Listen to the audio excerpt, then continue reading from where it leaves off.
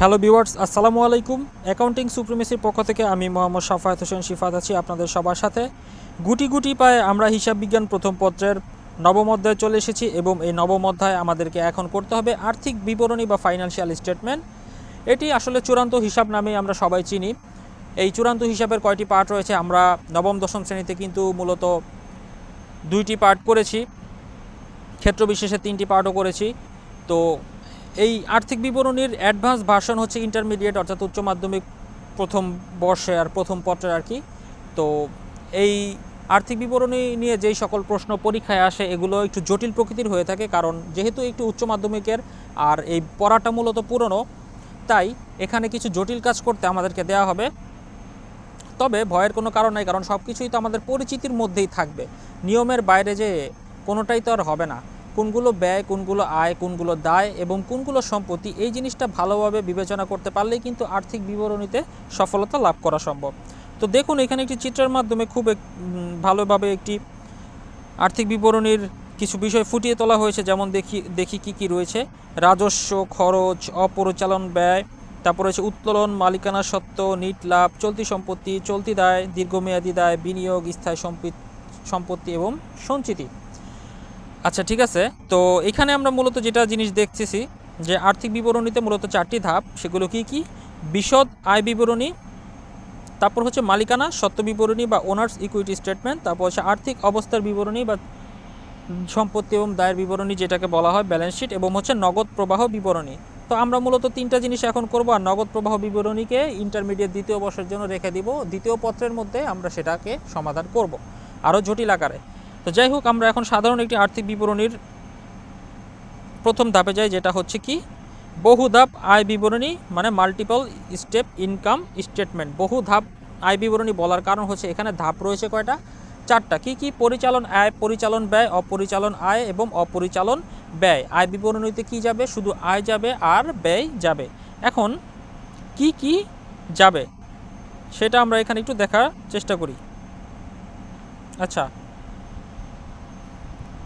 এখানে দেখুন বিক্রয় থেকে আসলে কি কি বাদ যায়। এখানে একটা ছোট লিস্ট দেওয়া আছে, আমরা বড় একটা লিস্টে যাই তাহলে আমাদেরকে হয়তো বুঝতে সুবিধা হবে। এই যে কিভাবে নিট মুনাফা বা নিট প্রফিট নির্ণয় করতে বলা হয় সেটা আমরা এখানে দেখব কিভাবে করতে পারি। দেখুন, রাজস্ব কিভাবে ইনকাম হয়? বিক্রয় থেকে আমরা মেন বা প্রধান রাজস্বটা পেয়ে থাকি, কারণ যেহেতু পণ্যদ্রব্য ক্রয় বিক্রয়কারী প্রতিষ্ঠানের হিসাবে আমরা করছি। সো বিক্রয় থেকে আমরা মূল রাজস্ব আয়টা পেয়ে থাকি। বিক্রয় থেকে কি কি বাদ দিব? বিক্রয় তো কিছু কিছু জিনিসের সাথে সম্পৃক্ত, তাই না? সো বিক্রয় ফেরত, যারা কিনেছিল তারা পণ্যটা ফেরত দিয়ে গেছে, এটা আমার জন্য কি বিক্রয় ফেরত। এবং বিক্রয় বাট্টা, ডিসকাউন্ট যে দিয়েছি, তারপর বিক্রি করছিলাম যেগুলো ফেরত আসছে, সেগুলো কি করব? মোট বিক্রয় থেকে বাদ দিয়ে দিব, কারণ এগুলো তো বিক্রয়ের সাথে সম্পৃক্ত এখন আর নাই, কারণ এগুলো রিটার্ন আসছে কিংবা আমি ডিসকাউন্ট দিয়েছি। আরও কি কি বিক্রয়ের সাথে যোগ করব? অলিখিত বিক্রয়। আমি আগে পরে কোথাও কিছু পরিমাণ বিক্রয়ের টাকা লিখি নেই, সেই অলিখিত বিক্রয়ের টাকাটা যোগ করব বিক্রয়ের সাথে। এই রাজস্ব কি? বিক্রয় থেকে কি বাদ দিব? নিট বিক্রয় থেকে কি বাদ দিব? দেখুন, বিক্রিত দ্রব্যের ব্যয়, অর্থাৎ যেই পণ্যটা আমি বিক্রি করছি সেই পণ্যটার প্রতি আমার খরচ কত ছিল।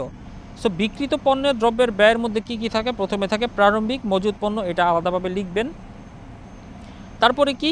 ক্রয়, যোগ ক্রয়, তো ক্রয়টা আলাদাভাবে লিখতেও পারেন। ক্রয়ের সাথে বাদ দিব কি? ক্রয় ফেরত, ক্রয় বাট্টা, ওই সেম টু সেম বিক্রয়ের মধ্যে, কারণ ক্রয় করে ফেরত দিয়ে দিচ্ছি সেটাও বাদ দিয়ে দিব। ক্রয় বাট্টা পাইছি সেই টাকাটা বাদ দিয়ে দিব। তারপরে কি দিব? বাদ দিব মালিক কর্তৃক পণ্য উত্তোলন, প্রতিষ্ঠানে সারা বছরে যদি মালিক কোনো পণ্য উত্তোলন করে থাকে সেই টাকাটাও বাদ দিয়ে দিব, বা পণ্য উত্তোলন বাদ দিয়ে দিব, সরি টাকাটা না, পণ্যটা বাদ দিব, টাকা বাদ দিব মূলধন থেকে। তারপরে কি? বিজ্ঞাপনের জন্য পণ্য বিতরণ, একটা কোম্পানির প্রচারের জন্য চাইলেই সে 100 কেজি বা 200 কেজি ধরেন ডিটারজেন্ট পাউডার ফ্রিতে মানুষের কাছে দিতে পারে, মানে মানুষ যাতে ব্যবহার করে দ্রব্যটার কোয়ালিটি সম্পর্কে জানতে পারে। সো এই যে বিজ্ঞাপনের জন্য পণ্য বিতরণ করলাম, সেটা কোথা থেকে বাদ দিব? ক্রয় থেকে বাদ দিব।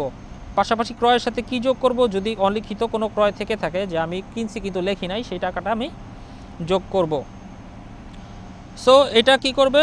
প্রারম্ভিক মজুদ পণ্যের সাথে ক্রয়ের যাবতীয় কাজকর্ম করার পরে নিট ক্রয় বের হবে, ঠিক আছে? সো নিট ক্রয় থেকে কি বাদ দিব? সমাপনী মজুদ পণ্য। তাহলে কি বের হবে? বিক্রিত পণ্যের যে ব্যয়টা আছে সেটা বের হয়ে যাবে। আচ্ছা, দেখো, বিক্রিত পণ্য দ্রব্যের ব্যয় বের করার সাথে সাথে কি বের হবে? মোট মুনাফা। এই যে মোট মুনাফাও এখানে বের হয়ে আসে।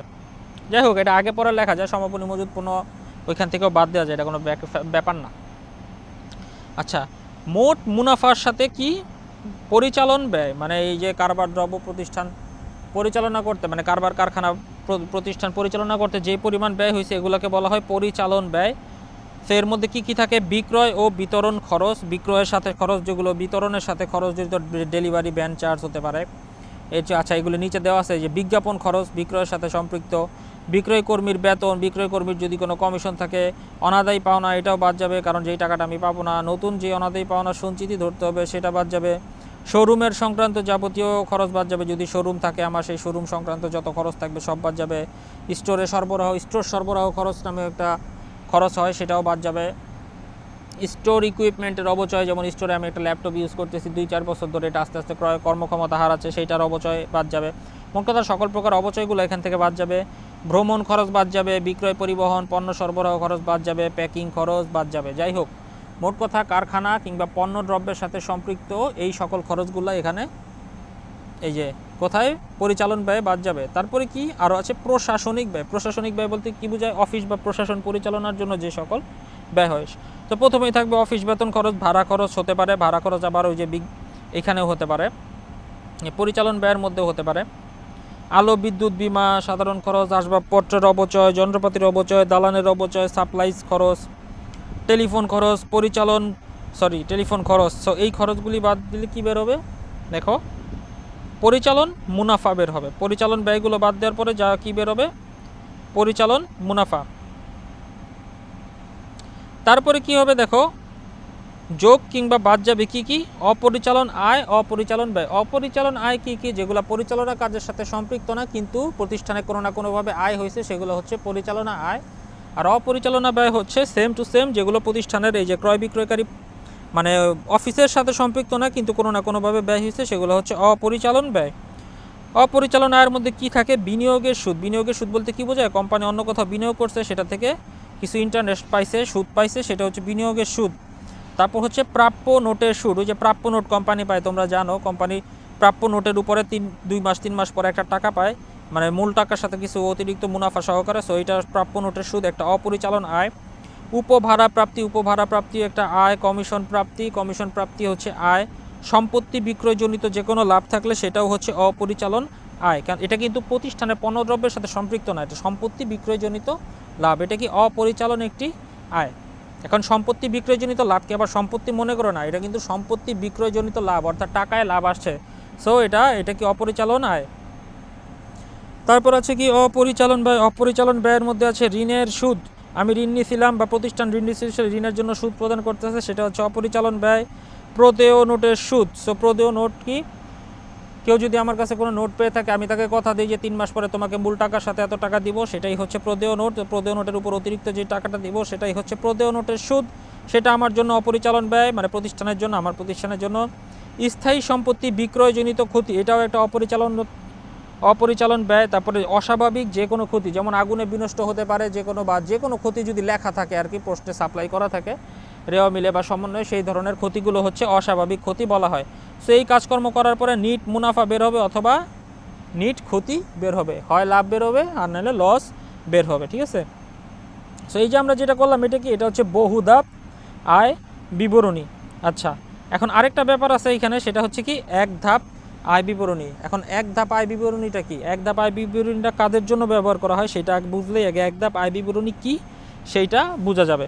আচ্ছা দেখো, এক ধাপ আয় বিবরণী সাধারণত কি সেবা প্রদানকারী প্রতিষ্ঠানে বেশি প্রদান করা হয়। এখন প্রতিষ্ঠান তো 2 ধরনের, তাই না? 2 রকমও না, 3-4 রকম আছে। তো সেবা প্রদানকারী প্রতিষ্ঠান কোনগুলো? যেমন লয়ার ফার্ম, যেমন অনেকে একটা আইনি প্রতিষ্ঠান খুঁজছে যেখান থেকে আইনের সেবা দেওয়া হয়, কিংবা কি হতে পারে একটা চার্টার্ড অ্যাকাউন্টেন্ট ফার্ম, হিসাব নিরীক্ষক, তারা হিসাব নিরীক্ষার সেবা দিয়ে থাকে, তারা প্রতিষ্ঠানের বিভিন্ন হিসাব যাচাই করে থাকে।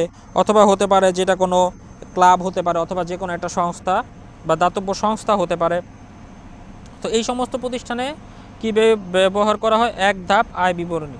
এক ধাপ আয় বিবরণী বলার কারণ হচ্ছে এখানে এত পরিচালন অপরিচালন বা ওই যে অন্য ধরনের যেই জিনিসগুলি থাকে এগুলি কম থাকে, কারণ এখানে সেবা থেকে আয় হয়, স্থায়ী সম্পত্তি বিক্রয়জনিত লাভ, এগুলোকে আয় বলা হয়। এই যে দেখুন এখানে অন্যান্য আয় যদি থাকে, তারপরে কি বাদ যাবে ব্যয়গুলো কি কি, বিক্রয় ভাড়া, সরবরাহ, মানে ছোট একবারে ছোট আকারে যে হিসাবটা, এটাই হচ্ছে এক ধাপ আয় বিবরণী। আর বহু ধাপ আয় বিবরণী তো আমরা একটু আগে দেখলাম, ঠিক আছে। তো আয় বিবরণীটা অবশ্যই ভালোভাবে করতে হবে, কারণ মোট লাভ বা নিট লাভ যেটা আছে, মোট লাভ না নিট লাভ যেটা আছে, এটা কিন্তু মালিকের প্রাপ্য। সো মালিকের আসলে কত টাকা পাবে সেটা যদি কম বেশি আপনারা করে ফেলেন, তাহলে কিন্তু প্রতিষ্ঠানের মালিকের স্বার্থ নষ্ট হয়ে যাবে। আপনি যদি বেশি ক্ষতি দেখান, মানে লাভ কম দেখান, যদি হিসাবে ভুল করে, তাহলে মালিকের ক্ষতি না, শেয়ারের মূল্য, আপনার শেয়ারের যে প্রতিষ্ঠানের শেয়ারের মূল্যটা আস্তে আস্তে এটা প্রভাব ফেলবে। এটা আপনারা দ্বিতীয় পত্রে জানতে পারবেন কীভাবে করে। যাই হোক, তো আমরা আয় বিবরণী কেন বের করে, কিভাবে বের করে, সেটা আমরা শিখলাম। এখন আমরা কি বের করব, মালিকানা সত্ত্ব বিবরণী। মালিকানা সত্ত্ব বিবরণী বলতে কি বোঝায়, সেটা হচ্ছে প্রতিষ্ঠানের যে সকল সম্পত্তি বা ওই যে মোট তৃতীয় পক্ষের দায় ব্যতীত, মানে যখন পাওনাদার, ব্যাংক, ঋণদানকারী প্রতিষ্ঠান বা অন্য কোনো বিনিয়োগকারী প্রতিষ্ঠানের স্বার্থ, এছাড়া শেয়ার হোল্ডারদের স্বার্থ বলে আর কি, শেয়ার হোল্ডার না, ঋণপত্র হোল্ডারদের সাথে, শেয়ার হোল্ডাররা তো মালিকই। যাই হোক, মোট কথা মালিকরা আর কি, মালিক ব্যতীত অন্য পক্ষের স্বার্থ বাদ দিলে যা থাকে সেটাই হচ্ছে কি মালিকানা সত্ত্ব বিবরণী। অর্থাৎ এর উপরে সম্পূর্ণ অধিকার হচ্ছে মালিকের, মানে কোম্পানির যারা শেয়ার হোল্ডার থাকে তাদের। তো মালিকানা সত্ত্ব বিবরণীতে কি থাকে, প্রারম্ভিক মূলধন, মালিকরা যেটা নিয়ে ব্যবসা করতে নামে সেইটা। তারপরে যদি ওই অর্থ বছরে নিট লাভ হয়, তাহলে সেই মূলধনের সাথে কি হবে, নিট লাভটা যোগ হবে যদি লাভ হয়। আর যদি দেখা যায় ওই বছরে লস হয়েছে, তাহলে কি মালিকের মোট টাকা থেকে টাকা কাইটা দেখাইতে হবে, কারণ লস হয়েছে। সো ক্ষতি হলে নিট ক্ষতি মাইনাস করে দিব। এখন মূলধনের সাথে কি নিট লাভ যোগ করব, পাশাপাশি কি করব, যদি কোনো অতিরিক্ত মূলধন আনয়ন থাকে সেটাও আমরা এই মালিকানা সত্ত্ব বিবরণীতে লিখব, কারণ অতিরিক্ত মূলধনটা তো মালিকরাই নিয়ে আসছে। সো অতিরিক্ত মূলধনটাও এখানে আসবে। এই অতিরিক্ত মূলধন থেকে যদি কোনো রকম উত্তোলন থেকে থাকে, সারা বছরে যে মালিকরা কোনো উত্তোলন করছে সেটা বাদ দিব। সো এই মূলধনের সাথে নিট লাভ যোগ করে কিংবা নিট ক্ষতি বিয়োগ করে অতিরিক্ত মূলধনটাকে হিসাবভুক্ত করে, এবং যদি উত্তোলন থাকে সেটাকে বাদ দিয়ে যা থাকবে সেটাই হচ্ছে কি মালিকানা সত্ত্ব। ক্লিয়ার? আশা করি বুঝাতে পেরেছি। এই গেল মালিকানা সত্ত্বের ঝামেলা। এখন আসি কোথায়, আর্থিক অবস্থার বিবরণী বা সম্পত্তি এবং দায় যেখানে দেওয়া থাকে। এই যে এটা, এই যে আর্থিক অবস্থার বিবরণী। আর্থিক অবস্থার বিবরণীতে দুইটা জিনিসই থাকে, সেটা কি, একটা হচ্ছে দায় আর একটা হচ্ছে কি সম্পত্তি। তো সম্পত্তির মধ্যে কি থাকে, চলতি সম্পত্তি, স্থায়ী সম্পত্তি। দায়ের মধ্যে থাকে চলতি দায় এবং দীর্ঘমেয়াদী দায়। তো চলতি সম্পত্তি কি, নগদ টাকা। নগদ টাকা একটা চলতি সম্পত্তি। চলতি সম্পত্তি কি কি, এগুলি কিন্তু আমরা আগে শিখে আসছি। চলতি সম্পত্তি কি, চলতি দায় কি, দীর্ঘমেয়াদী দায় কি, দীর্ঘমেয়াদী সম্পত্তি কি। অর্থাৎ যেগুলোকে ইনস্ট্যান্ট ক্যাশ করা যায় সেগুলোই চলতি সম্পত্তি, আবার যেগুলা কি দীর্ঘমেয়াদে পরিশোধ করতে হয় সেগুলো কি দীর্ঘমেয়াদী দায়, আর যেগুলো স্বল্প সময় পরিশোধ করতে হয় সেগুলো হচ্ছে স্বল্পমেয়াদী দায়। আচ্ছা, চলতি সম্পত্তির মধ্যে কি কি থাকে, নগদ টাকা, ব্যাংক ব্যালেন্স, এটাও একটা চলতি সম্পত্তি। প্রাপ্য নোট, যে কোনো সময় ভাঙাইতে পারি সেই জন্য এটা চলতি সম্পত্তি। প্রাপ্য হিসাব, দেনাদার যখন তখন টাকা আদায় করতে পারবো, সো এটা কি, এটা চলতি সম্পত্তি। মজুদ পণ্য যদি থেকে থাকে সেটা আমার চলতি সম্পত্তি। সরবরাহ, যদি সরবরাহ মনে হচ্ছে সাপ্লাইজ বলতে বুঝে হচ্ছে অফিসের কাজে ব্যবহৃত বিভিন্ন ধরনের খুঁটিনাটি যন্ত্রপাতি, এটার যদি কোনো মজুদ থেকে থাকে মানে স্টকে, সেটাও হচ্ছে চলতি সম্পত্তি। তারপরে থাকে স্বল্পমেয়াদী বিনিয়োগ, কোনো প্রতিষ্ঠানে যদি আমি 2-1 মাসের জন্য কোনো টাকা বিনিয়োগ করে রাখি সেটাও একটা চলতি সম্পত্তি। তারপরে অগ্রিম প্রদত্ত যে কোনো খরচ, যেই খরচটা এখনও হয় নাই কিন্তু আমি কাউকে অ্যাডভান্স দিয়ে রাখছি, সেটাই অগ্রিম খরচ। অগ্রিম কোনো খরচ থাকলে সেটা আমার চলতি সম্পত্তি। বকেয়া কোনো আয়, যেই আয় এখনও আমি পাই নাই, পাবো, সেটা কি বকেয়া আয়। তো বকেয়া আয়ও চলতি সম্পত্তি। তারপরে কি থাকবে, দীর্ঘমেয়াদী বিনিয়োগ। তো দীর্ঘমেয়াদী বিনিয়োগের মধ্যে মূলত বিনিয়োগে একটা এন্ট্রি আসে। তারপর কি থাকে, স্থায়ী সম্পত্তি। স্থায়ী সম্পত্তির মধ্যে কি থাকে, দালান কোঠা থাকে, কলকবজা থাকে, আসবাবপত্র থাকে। এই সবগুলোর থেকেই কি বাদ দিতে হবে, অপচয় বাদ দিতে হবে, অপচয় সঞ্চিতি বাদ দিতে হবে। কারণ প্রতি বছর নির্দিষ্ট হারে একটা টাকা এই সম্পত্তিগুলো থেকে আমাদের কেটে রাখতে হয় হিসাবের নিয়ম অনুযায়ী। সো এই অপচয় সঞ্চিতিগুলো কি করব, এই সমস্ত স্থায়ী সম্পত্তি থেকে বাদ দিয়ে দিব। এগুলো আমাদের প্রশ্নে বলা থাকবে কোনটা থেকে কত % বাদ দিতে হবে। সো এই সবগুলো যোগ করার পরে কি হবে, এই সম্পত্তিসমূহ সব যোগ করার পরে বের হবে মোট সম্পত্তি। এর সাথে কি করব, দায়গুলো বের করব। প্রথমে থাকবে দায় মূলধন। চলতি দায় কি কি রয়েছে, ব্যাংক জমাতিরিক্ত, অর্থাৎ ব্যাংকে যেই টাকা জমা ছিল তার থেকে বেশি টাকা ধার হয়ে আছে, মানে মাইনাস ব্যালেন্স হয়ে আছে। ব্যবসা ক্ষেত্রে এরকম হয় যে ব্যাংকের মেন ব্যালেন্সের থেকে অতিরিক্ত টাকাও মানে আদান প্রদান হয়। সো ব্যাংক জমাতিরিক্ত, এটা একটা চলতি দায়। প্রদেয় হিসাব মানে হচ্ছে পাওনাদার আমার কাছ থেকে পাবে, অবশ্যই চলতি দায়। প্রদেয় নোট, টাকা পরিশোধ করতে হবে, চলতি দায়। বকেয়া খরচ মানে খরচটা আমরা এখনও পরিশোধ করতে পারিনি, বকেয়া খরচ। সো বকেয়া খরচ কি, চলতি দায়। অগ্রিম আয়, কোনো আয় আমি আগেই নিয়ে ফেলছি কিন্তু কাজ করি না, এটা আমার জন্য কি, এটা একটা চলতি দায়। এছাড়া স্বল্পমেয়াদী ঋণ, এটাও কি চলতি দায়। সো মোট চলতি দায় বেরোবে, তারপরে দীর্ঘমেয়াদী দায় আসবে। দীর্ঘমেয়াদী দায়ের ক্ষেত্রে ঋণটাই মূলত আসে, ঋণ একটি দীর্ঘমেয়াদী দায়, কারণ দীর্ঘ সময় পরিশোধ করতে হয়। তারপরে কি থাকে, মালিকানা সত্ত্ব সমাপনী জেদ, যেটা আসে মালিকানা সত্ত্ব আমরা বের করি, সেটাকে আমরা এখানে নিয়ে আসব। তো সব কিছু যোগ করার পরে কি বেরোবে, দায় ও মালিকানা সত্ত্বের একটা ব্যালেন্স বের হবে, যেটা মোট সম্পত্তির সাথে মিলে যাবে। এই হচ্ছে আর্থিক বিবরণীর প্যাটার্ন। এভাবেই আর্থিক বিবরণী পরিচালিত হয়, আমরা আগেও করেছি। তবে এখানে আমাদের অঙ্কের মাধ্যমে কিছু করতে হবে, কারণ এখানে অ্যাডভান্স লেভেলের মানে কিছু জটিল জিনিস প্রশ্নে দিয়ে দেওয়া হবে, সময় থাকে কম। তবে আর্থিক বিবরণী করার আগে যেই টিপসটা সবার আগে মাথায় রাখতে হবে সেটা হচ্ছে তাড়াহুড়া করা যাবে না, ঠান্ডা মাথায় প্রশ্নটা আগে পড়তে হবে। প্রশ্নটা বারবার পড়তে হবে, 2 বার লাগলে 3 বার পড়তে হবে, 3 বার পড়তে হবে। পাশাপাশি সমন্বয়গুলো খেয়াল করতে হবে, দেখতে হবে ক্রয়ের সাথে কোনো কাজ আছে কিনা, বিক্রয়ের সাথে কি কাজ আছে, মজুদ পণ্যের কি কাজ আছে, কোনো অতিরিক্ত ক্রয় বিক্রয় আছে কিনা, অনাদায়ী পাওনা সঞ্চিতির কি অবস্থা, নতুন কোনো সঞ্চিতি করতে বলছে কিনা। পাশাপাশি আরও খেয়াল রাখতে হবে যে ঋণ কি দিয়েছে নাকি নিয়েছে সেটা বুঝতে হবে, বিনিয়োগ কি দিয়েছে নাকি না, বিনিয়োগ কি প্রতিষ্ঠানের জন্য অন্য কেউ করেছে, মানে বুঝতে হবে, টাকার অ্যামাউন্টটা দেখে কোন পাশে আছে এগুলো দেখে বুঝতে হবে। মূলত একটি রেওয়া মিলি দেওয়া থাকে চূড়ান্ত হিসাব করার জন্য, এবং পাশাপাশি সমন্বয় দেওয়া থাকে। সো রেওয়া মিলটা ভালোভাবে দেখলে আইডিয়া পাবে। যাই হোক, এই হচ্ছে চূড়ান্ত হিসাবের বা আর্থিক বিবরণীর প্রথম ক্লাসটা আমি আজকে এখানে সমাপ্ত করতে চাই, কারণ এই জিনিসটা নিয়ে আমরা ম্যাথমেটিক্সে আলোচনা করব পরের ক্লাসে। আশা করি তোমাদের বুঝতে কোনো সমস্যা হয় নাই। আমার সাথে তোমরা যদি এই অঙ্কগুলি করো তোমাদের একদমই ইজি হয়ে যাবে। আর আমি বলবো, তোমরা যদি নতুন হয়ে থাকো তাহলে অবশ্যই আমার এই ইউটিউব চ্যানেল অ্যাকাউন্টিং সুপ্রিমেসিতে এখনই সাবস্ক্রাইব করে ফেলো, এবং কারো যদি কোনো হেল্প লাগে হোয়াটসঅ্যাপ গ্রুপে নক করতে পারো। আজকের ভিডিও এই পর্যন্তই। ভালো থাকবে সবাই। আসসালামু আলাইকুম।